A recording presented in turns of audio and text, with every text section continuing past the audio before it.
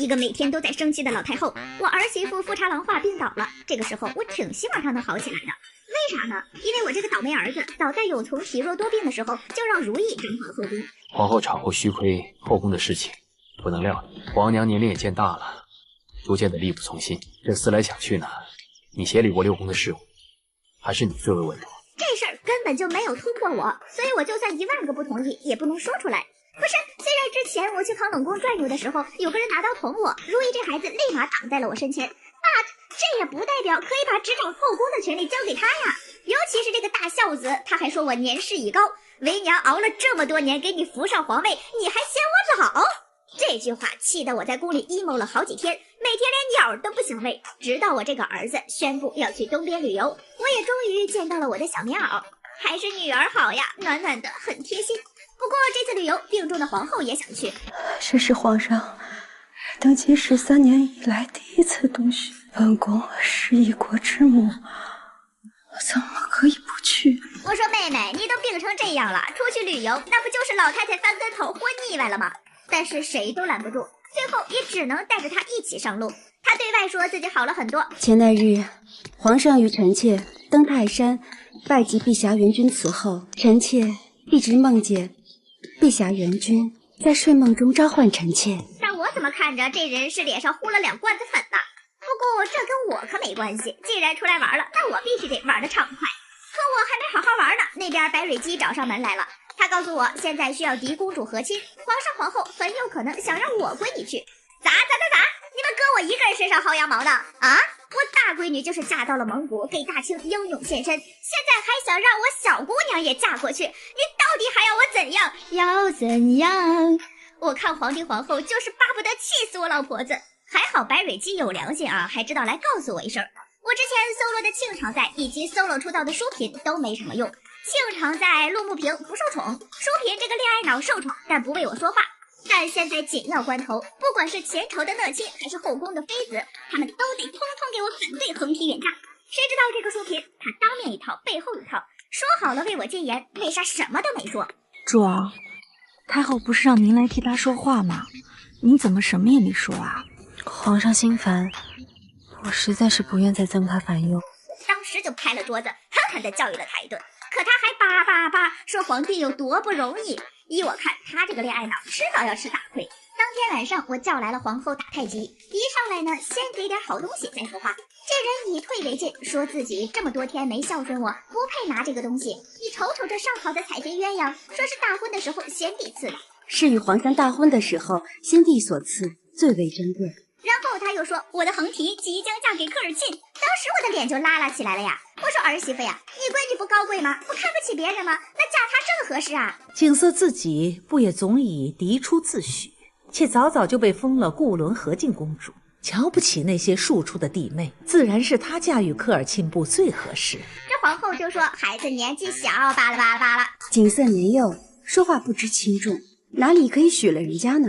紧接着我俩一套太极打下来，我说只有她嫁过去身份才般配，她说我横提是长辈，长辈应该先嫁，打完拳我再来一套道德绑架。哀家已经远嫁了一个女儿，还要再远嫁一个，你忍心看着你婆母伤心？可这个皇后她没有道德，不仅不为所动，甚至还说我闺女年纪大了，再不嫁就是大龄剩女。标有妹77喜，横提妹妹已经到了标媒之期，不该再耽误婚期了。那我就说你的皇后之位差点可就是如意的了啊！哼，你以为我不知道你怕什么？可他反过来呛回去。贤贵妃无子无女，那蒙古求娶能嫁的便只有横提妹妹，让我体会到了什么是搬起石头砸自己的脚。这就是我当年亲自挑的儿媳妇，我真是给自己挖了个坑啊！关键时刻齐入来了，说要请皇后喝药，临走我俩还放了狠话，他还想跟皇帝白头偕老，我看他自不量力。但是一连过了好几天啊，皇帝都没有来我这里请安。我让讷亲他们去为我说话，也不知道他能不能听得进去。我正合计着再让白蕊姬和淑嫔出司马呢，让人头大的是这俩人呐，一个不肯为我说话，一个他说不到点子上呀，愁死人了呀。这个时候我的嬷嬷跟我说，把横提嫁过去的好处也不少，毕竟科尔沁部是蒙古诸部之首，长公主若嫁过去，与太后您在宫中朝中的地位也是有好处的。可这一切在我面前都是浮云呐，说啥都比不上让闺女在我跟前儿。就在一筹莫展的时候，如意主动来找我请安。嘿，刚刚正说要不要主动找他帮忙呢，他自己这不就送上门来了。我一个不想让闺女远嫁的太后，如意找到我跟我说是来为长辈解忧的。我一听，哎呦，这闺女是有办法呀。结果他说让我宣扬我横提合金的好处，要极力劝谏我闺女下嫁。你听听，你自己说的这是人话吗？我是想找人帮忙，是帮忙，不是帮倒忙。我当时差点把这小兔崽子直接扔出我的宫殿，但是他小嘴没停，甚至让我自己说要嫁女儿，这倒是把我给整懵了。紧接着他又说，越是让人知道我要嫁闺女，横提就越能留在宫里。我用我聪明的脑子一思考，这是要用利益让皇后动心呢。可大家都是老妈，谁会选择利益呢？可如意说，这个时候谁能走出这一步，谁就是最后的赢家。我恍然大悟，皇后不动心，但是她背后的家族肯定会逼迫她呀。果然，我按照如意说的来，最后到手的圣旨是把我闺女嫁给一个宗正。这比皇帝驾崩还让人开心呐！不过我高兴了，皇后可就犯病喽。然后在一个月色很好的夜晚，皇后失足落水，当晚就去了。紧接着就是给她办葬礼，各妃嫔暗暗较劲，争夺继后之位。我比较看好生娃生的比较多的陈贵妃，暗示她可以争一争。哀家听说，孝贤皇后临终前还举荐了你为继后。但是吧，听说永璋和永璜在葬礼上挨了批，连带着纯贵妃都被臭骂。我心说这事儿跟如意必定脱不了关系。但是皇帝这么生气，我现在呢也出不了头，只能在事后把如意叫过来。他一边给我化妆，我一边呢敲打他。落笔挺利索，下手更利索，怪不得两位皇子都折在你的手。但他的说辞滴水不漏，也就放他走了。紧接着我又让皇帝来吃饭，跟他委婉的举荐纯贵妃。但是这个大孝子啊，打定主意抬举如意，甚至还拿话堵我。但眼看如意成了皇贵妃，马上就要被封后，这个时候有人坐不住了，开始诬陷他和一个和尚有私。本来我查的结果跟如意没啥关系，可是小宫女儿在外面乱喊，我也只能让皇帝自己掂量着。不过最后还是如意为自己洗清了冤屈，成为了我的儿媳妇。没过多久传来喜讯，我的妻子淑嫔成功揣娃。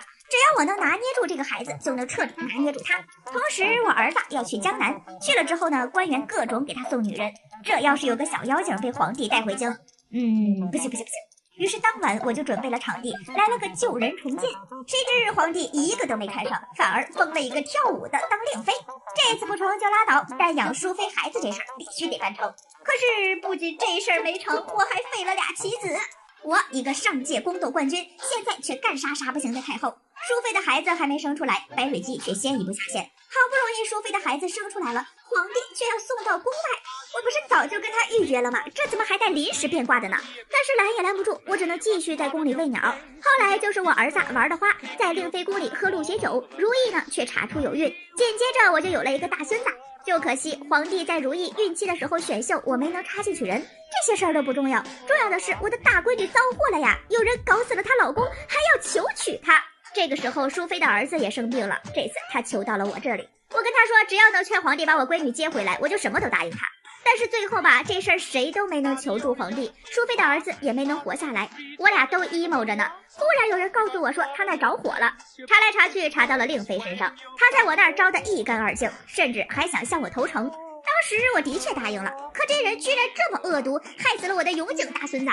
要不是我闺女顺利回京，恐怕我就要在宫里 emo 死了。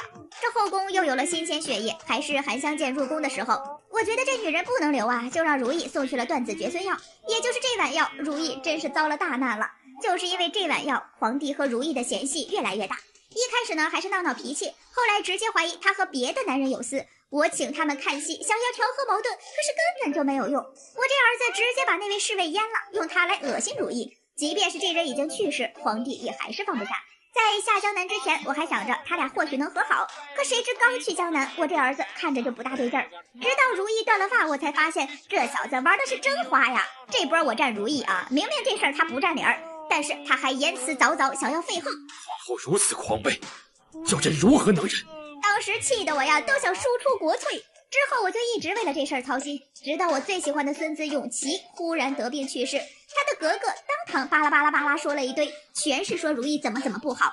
我们都能看出这事儿不对头，但皇帝不怎么信。就在永琪百日祭礼之前，我亲眼见过了魏延婉抢孩子，他对孩子没多好，却想当孩子的妈，真是不知所谓。祭礼当天，如意给我送来小纸条，我也去见了他一面。我答应了他照看永基。这么一照看呀，还真发现了点事儿，多半是有人在这孩子饭菜里放了点什么东西。查明一切之后，我和如意他们做了个局，也得亏我参加了这次活动，要不是我出现，魏延婉还真就要狡辩成功。可惜最后他罪有应得，如意呢却也在月夜去世。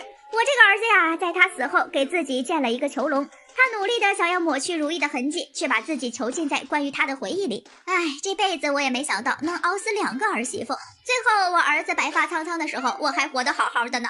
这辈子太长了呀，长的让人无聊。好了，本期视频就到这里啦，下期想看啥的记得在评论区翻牌子哦。